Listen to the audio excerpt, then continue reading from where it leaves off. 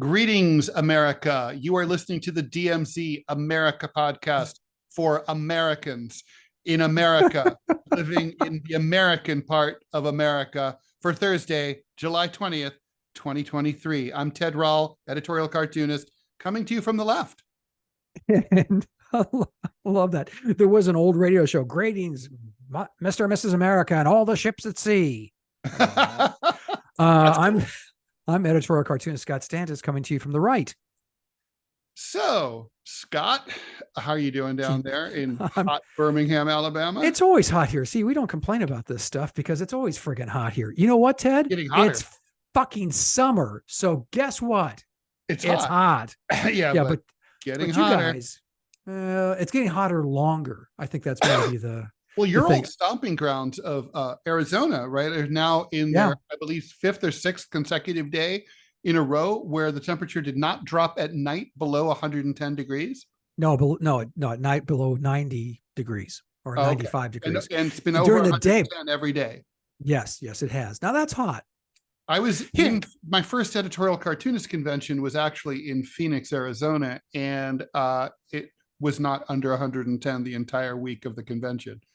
Which is like, okay, so these things are going to last longer. What you want to watch on this stuff is the prediction by the most experts of climate experts is that Arizona probably by the time you and I are drooling and eating pudding for dinner, is going to be the average temperature is going to be comparable to what's in Dubai. Now, I visited Dubai a few years ago, and we walked to the beach, which we were very close to, and it was 122 outside. Yeah, walking on the sand, you literally can smell it. You go, is that burning rubber? Like, nope. Yeah, those are my shoes. Those are my shoes. Yes. Yeah, no, that can be. And that's what they're predicting for Arizona, that those temperatures are going to be like 120, 130 degrees. Dubai is probably going to get to 150, 160. You can definitely see that. So, but in New York, where you are, a trillion trees. The Republicans are finally admitting. Did you hear about this? Kevin McCarthy, Speaker of the House, he has embraced this movement that has liberal origins to plant 1 trillion trees. Now, the part that makes me giggle is that 1 trillion trees would literally take up the entire continental United States. There wouldn't be room for anything else. All the buildings, the people, the cats, dogs, they all have to go. We'd stop polluting.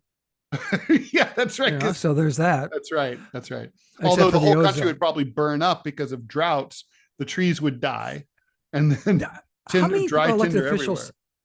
I'm sorry, Ted. I don't know if they've tried this in New York, but when I lived we talked about me living in Arizona, and this guy who kind of stumbled into the mayor's, the former mayor, you can't hold one office and run for another in Arizona, which is great. Because then you don't have, you actually have to put skin in the game if you run for office. The mayor at the time was Goddard. You can't be ignoring your existing job while you're campaigning. Right. There you go. So Goddard steps down as mayor. Guy named Johnson, who looked like he was about 10. I mean, he really did, becomes mayor. He was a goofball. I mean, a total like infantile goofball. And said, we're going to plant 1 million trees in Phoenix. I'm going, you live in a fucking desert. Desert. Who is he? Turpin Bashi? Turpin Bashi, as you know, Scott, was the dictator of Turkmenistan. He had many strange projects. And one of them was that he wanted to create a giant ice skating rink in the middle of the desert. Now, Turkmenistan is literally the world's hottest country. Temperatures have been recorded at 165 degrees in the non-existent shade. It's kind of like the Wrath of Khan. Everything that lives there bites or stings and is nasty. Cobras, giant scorpions, the Zemzen desert crocodile that eats the cobras.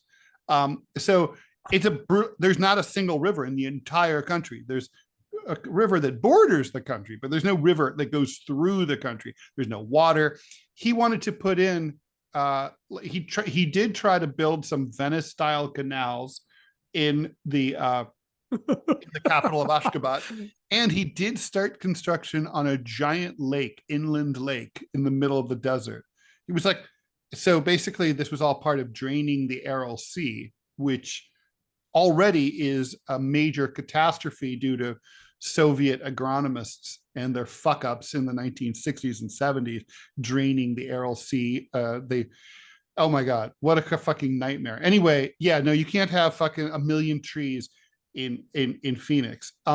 You can definitely have, but I do think trees are a good idea. I mean, I've always thought like LA could use some proper trees, not the useless decorative ones. It could but if I could interrupt for a second, Los Angeles is an arid climate. I mean, it just doesn't make any sense. I mean, so people who move there, they have lawns, they have pools, and it's just like, they shouldn't. Well, they're not going to be able to because the Colorado River is drying up, and they've had a bit of a reprieve now with this past winter and the snowpack being so plentiful. But that's, is that going to happen again next year? You don't know. Probably not. So they're starting to talk about, but they're still handing out building permits in Phoenix, the Phoenix area, Maricopa County, where Phoenix is. Well, for safety. No, because they keep building friggin' houses. It's the dumbest thing in the world. We're going to, Phoenix is very close to becoming the number 3 or number 4 city in America, largest city by population. Chicago's going to be kicked down 1 or 2 certainly by Houston in the next couple of years, but Phoenix could kick it out of the top 4 or 5 rather. And, you move 5 million people into a desert. Hijinks are going to ensue, mostly dying of thirst. It's insane. We're so fucking stupid. No one thinks 10 steps ahead in this country at all. I mean, that's why the Chinese are kicking our ass, because they do plan 10, 15, 20, 30, 40, 50 steps ahead. 1,000 years ahead of time. Yeah, that's true. All right. So let's get into the proper main part of the DMZ America podcast for America in Americans. American podcasts for Americans. Yes. And by the way, if you do not speak American, you probably don't understand us, so I can't even insult you. All right. So moving right along here. So a new poll came out just earlier today, being Thursday, July 20th. Most Americans say that Biden and Trump are not fit to serve another term as president. That according to a new Yahoo News YouGov poll. The survey conducted very recently, July 13th through 17th, goes further, which tended to ask whether or not Biden or Trump should run again. This poll asks a more pointed question, whether they are fit to hold office. Now, fit is, of course, a subjective term. There's morally fit, there's ethically fit, there's physically fit, mentally fit, probably other forms of fitosity that I'm not talking about here. But anyway, answering the question of among all voters, is Biden fit to serve another term as president? 27% of Americans say yes, 55 say no, 18 don't know. Among Democrats, this is interesting. Only 57% of Democrats say Biden is fit to serve. 18% say he's not fit to serve. Of course, unsurprisingly, 92% of Republicans think Biden's not fit to serve. Trump, all overall voters, 36% say yeah, 53% say no. That's actually higher. The no's are about the same as for Biden, but the yeses are substantially higher for Trump than for Biden overall. I think that's a big number, an important number to look at. Again, unsurprisingly, 85% of Democrats say no, 8% of say yes. And then, of course, those all important independents. 38% say Trump is fit to serve. 20% of independents say Biden is fit to serve. Among independents, they say 61% say no about Biden, and 50% say no about Trump. So I think, Scott, the numbers are pretty clear, regardless of what they think of their politics or whether they'd like to see them run again, or maybe they're too tired or whatever. Overall, there seems to be nobody wants either of them really, but they think Biden is even less fit to serve than Trump overall. Well, here's the thing, Ted. I mean, we had this discussion last week. If you and our listeners recall, talking about how I have had friends, Democratic friends, who say that using words like transformative and vigorous to describe Joe Biden, it's just like, okay, you can spout that shit. You can try to frame that anyway in a big, fat, golden, Versailles-inspired frame. But in the middle of that frame is a big pile of bullshit. And we know it. We can see it. We can hear it. We see the president on TV who walks like an 80-year-old man with hands like the Mr. Burns with his hands touched in front of him. And this isn't, I mean, and people say, well, you're just attacking the president. You're just attacking this guy because you don't like his politics. No, that's not it. He's too fucking old. He acts too fucking old. Guess what, Ted? He's too fucking old to be president. And that's what these polls absolutely confirm. Trump is a horrible, wretched, miserable human being who's probably too fat and old himself to run as well. But I mean, let me ask you this, Ted. What does this mean? I mean, where do we go from here? If you have both parties nominate someone who literally nobody wants, or a minority of people want to be the standard bearer for their party, what happens next? I mean, you and I have talked about third parties before. Of course. Cornel West for the progressives. I cannot tell you who the nominee for the Libertarian Party is right now. I don't know that they have one yet. No, they don't have one yet. I mean, Cornel West is not, by the way, he's the presumptive nominee of the Democratic Party, of the Green Party, but he is not officially. They have not picked him yet. They probably will, but that's so. What does all of this mean? How does this work out? I mean, I'm trying to wrap my head around this, and I can't quite get there. What does this mean in the long run? Is it just really is, for the first time, a genuine and for real hold your nose and vote for one, if you are going to vote for one of the two candidates? Well, yeah, it'll have to be, because, I mean, we don't live in a democracy. If we lived in a democracy, there would be more than two parties. Hell, 70% of elections held in this country for state representatives and state senates have only one party on the ballot, right? So I'm sorry, that's not a democracy. That's Saddam Hussein. And so we don't have a democracy at all. One would like to see third parties, but they're not allowed to be on the ballot. The ballot access rules as they stand are really onerous. And then even if you do somehow manage to get enough signatures to get on the ballot, then the Democrats sue you if you're the Greens, the Republicans sue you if you're the Libertarians to get off, and you don't, they out-lawyer you and you can't get on. No labels is not really a real third party. It's a unity ticket, like supposedly, if they run one. Also, every 4 years they say they're going to run someone, and they never do. This has been going on for like 12 years. So we'll see what happens with those like assholes.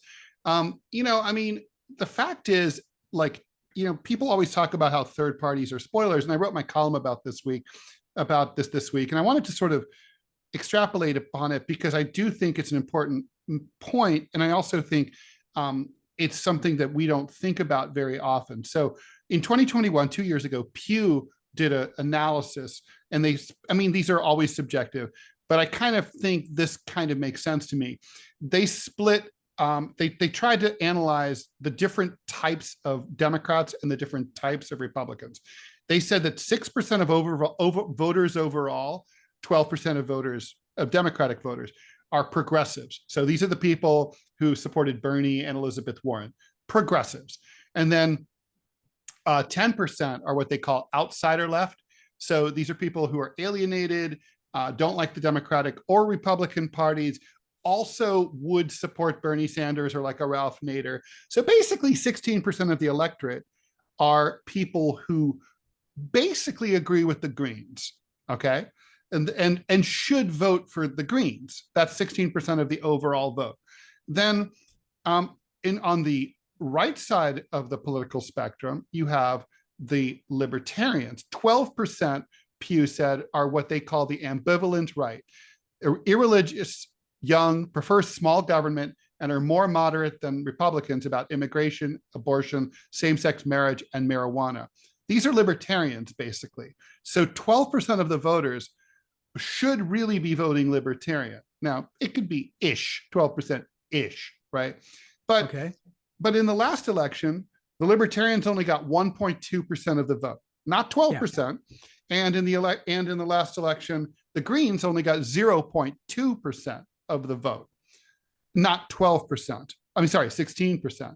So back of the envelope, roughly 35 million votes are being siphoned off by the major parties from the Greens and the Libertarians that people would be voting for if they were on the ballot, if they weren't marginalized, if they weren't scorned as being spoilers or kooks. Or demonized. Yeah. Or demonized. And if they were getting coverage in the media, if they had ballot access.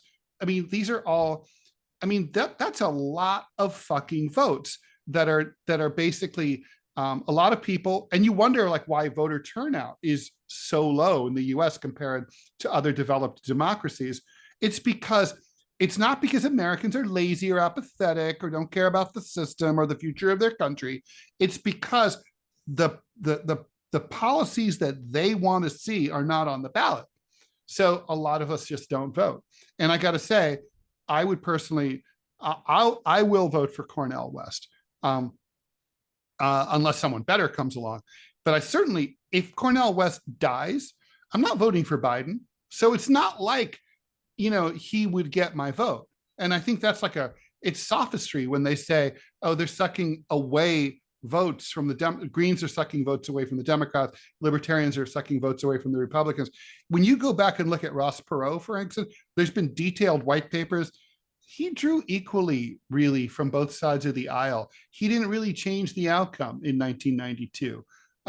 It's even Theodore Roosevelt in 1912 probably didn't change the outcome. I mean, and even if they did, who cares? But my point is, I just don't.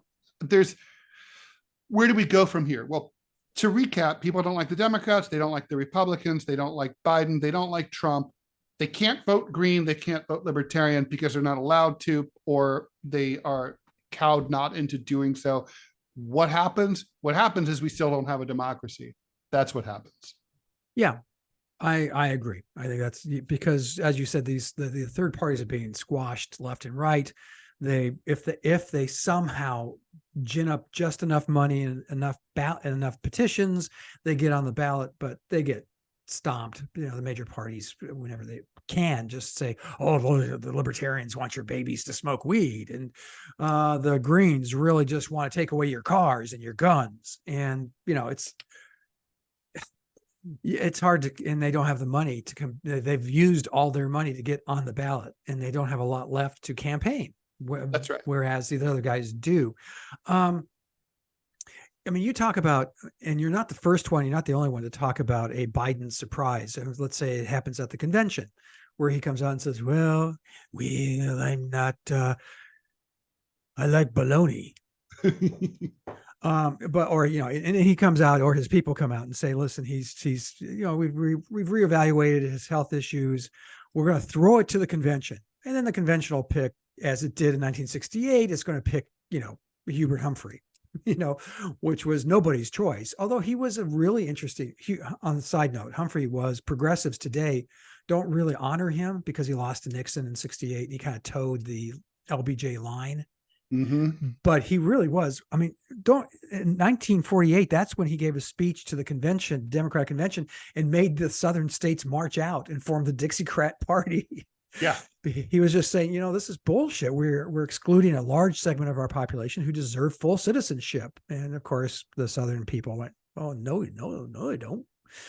It's really weird that Humphrey had such incredible courage, was such a liberal lion in 48, and by 68 had become such a corporate Democratic apologist.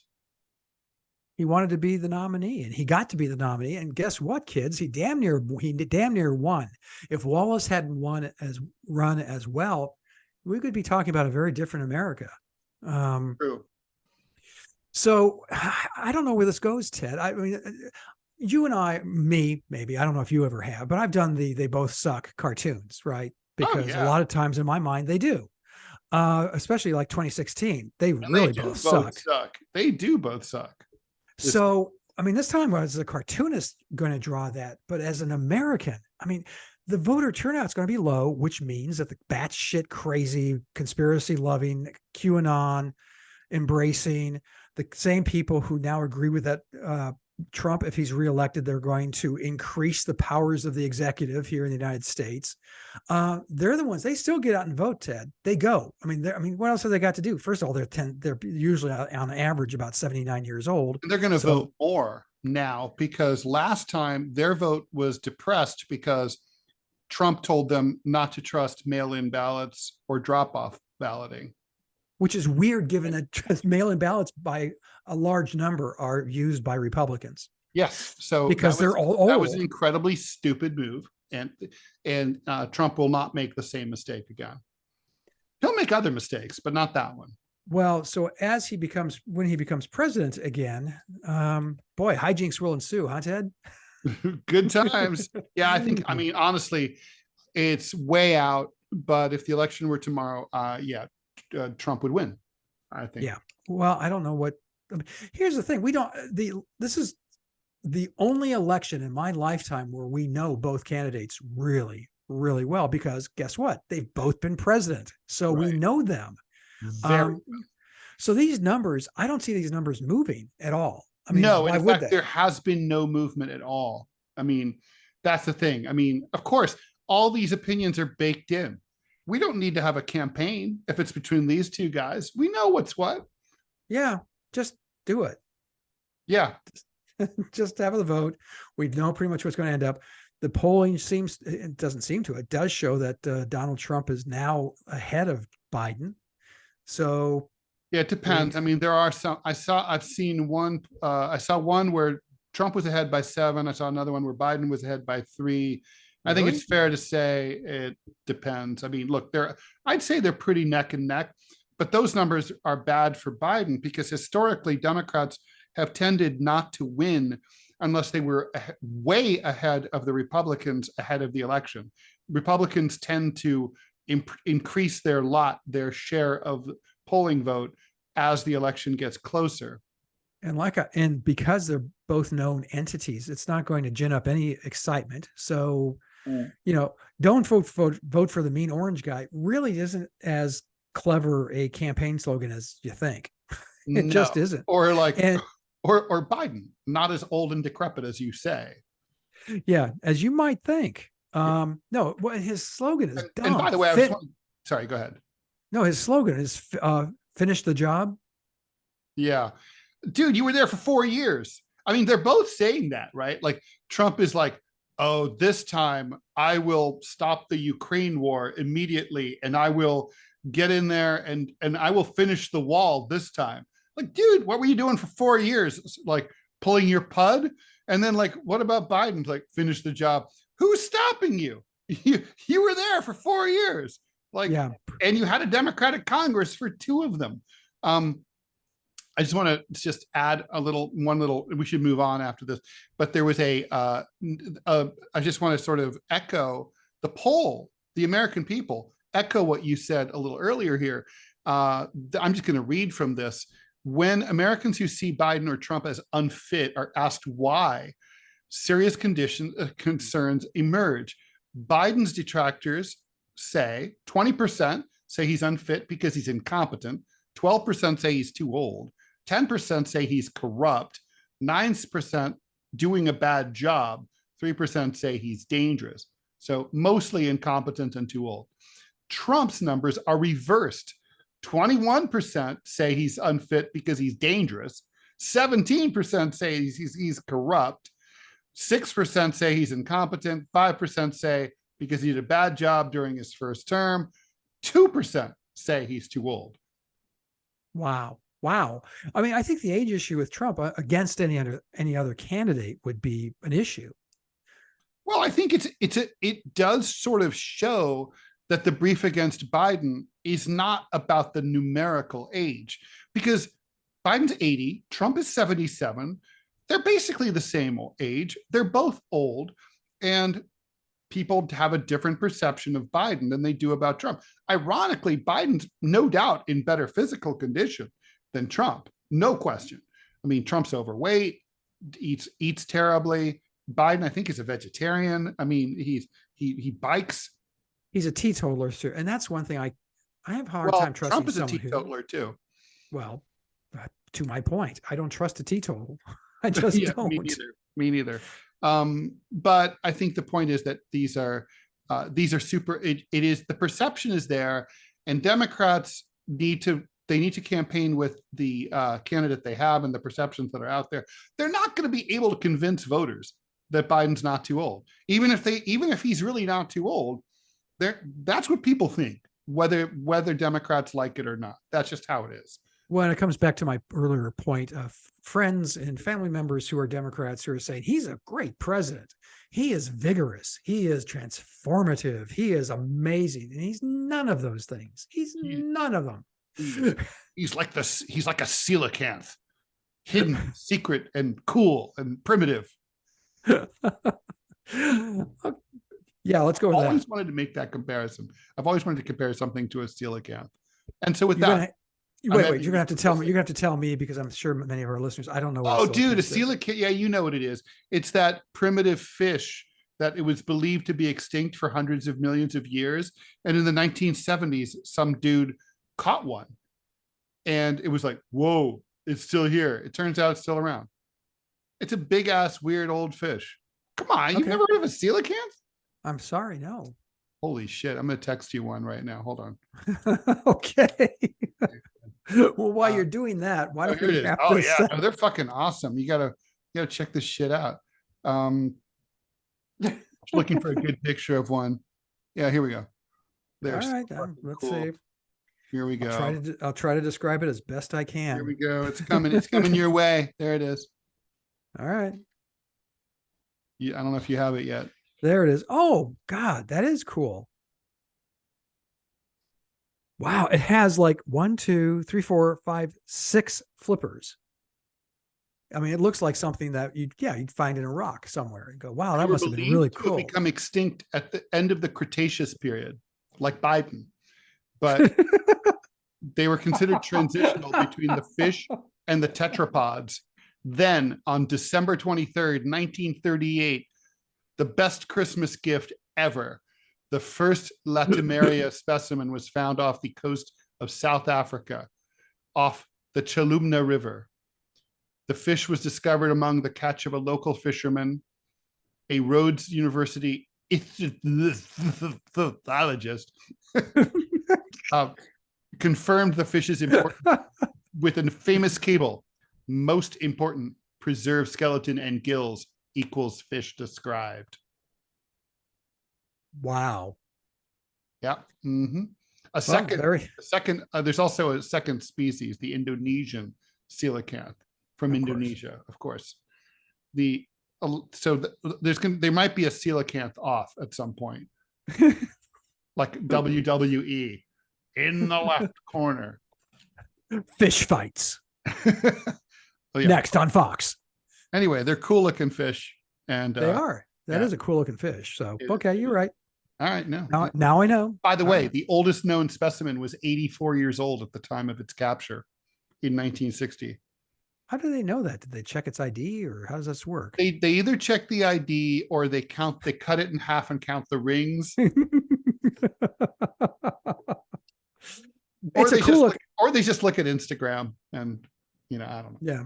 The number of birthdays that they had, or I don't know what they do. Well, they show it to Joe Biden. He goes, "Hey, Bert." Oh, it's based on an analysis of their growth mark on their scales.